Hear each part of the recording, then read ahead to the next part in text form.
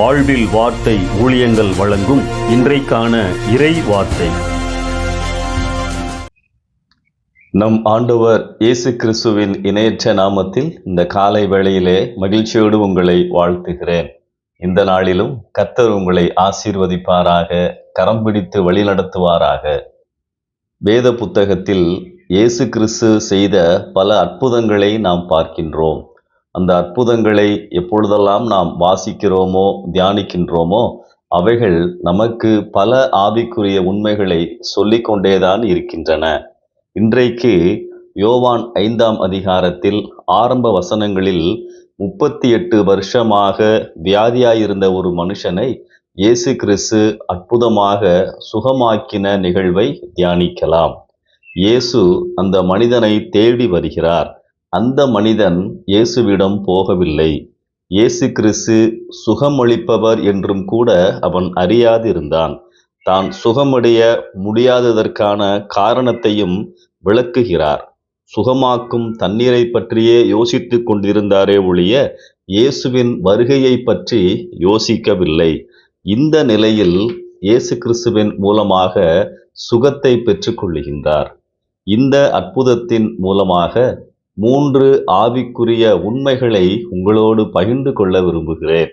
முதலாவது, இயேசு கிறிஸ்து உன்னை சந்திக்க விரும்புகின்றார், தேடி வருகிறார்.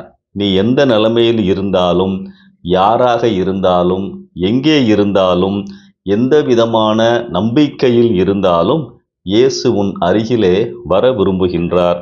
தன்னை வெளிப்படுத்த நீ அவரை அறிந்து கொள்ள வாய்ப்புகளை கொடுக்கிறார்.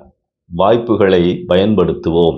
இரண்டாவது, இயேசு கிறிஸ்து எப்பொழுதுமே நண்பர்கள் இல்லாதவர்களுக்கு நண்பர், பிறரிடம் இருந்து உதவிகள் பெற முடியாதவர்களுக்கு உதவுபவர். அவன் சொல்லுகின்ற வார்த்தையை கவனியுங்கள். எனக்கு யாருமே இல்லையே.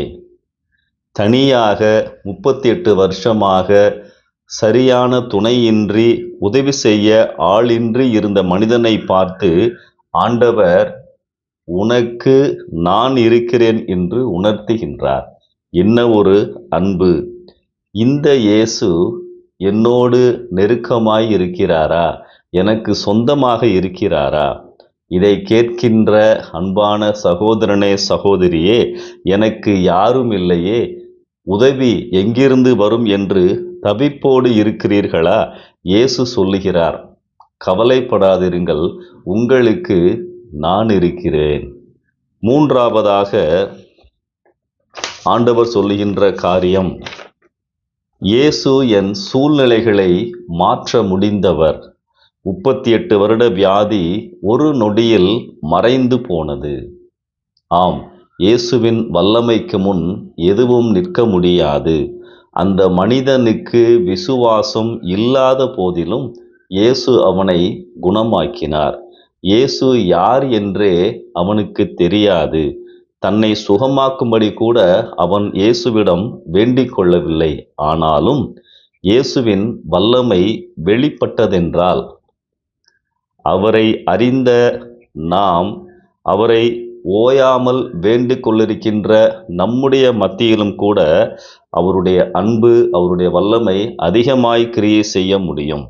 ஆம், எப்படிப்பட்ட நிலையில் இருந்தாலும் இயேசு என் நிலைமையை மாற்றுவார், நடக்க வைப்பார். 3 காரியங்களை நான் பகிர்ந்து கொண்டேன். இயேசு உன்னை சந்திக்க விரும்புகின்றவர். இயேசு எப்போதும் நண்பர்கள் இல்லாதவர்களுக்கு நண்பர். உதவி பெற முடியாத சூழ்நிலைகளிலும் கூட உதவி செய்ய முடிந்தவர். இயேசு என் சூழ்நிலைகளை மாற்றுகின்றவர். அன்பானவர்களே, இந்த இயேசுவை தொடர்ந்து நாம் நம்புவோம். ஆண்டவர் நாம் எப்படிப்பட்ட நிலைமையிலே இருந்தாலும் நமக்கு உதவி செய்ய முடிந்தவர். எபிரேயர் 13:6 இருக்கின்ற வசனத்தை நானும் சொல்ல முடியும். கர்த்தர் எனக்கு சகாயர், நான் பயப்படேன். இந்த சிந்தனையோடு இந்த நாளை ஆரம்பியுங்கள். படுக்கையை எடுத்துக்கொண்டு நட. ஆண்டவர் சொல்லுகின்ற வார்த்தைக்கு கீழ்ப்படியுங்கள்.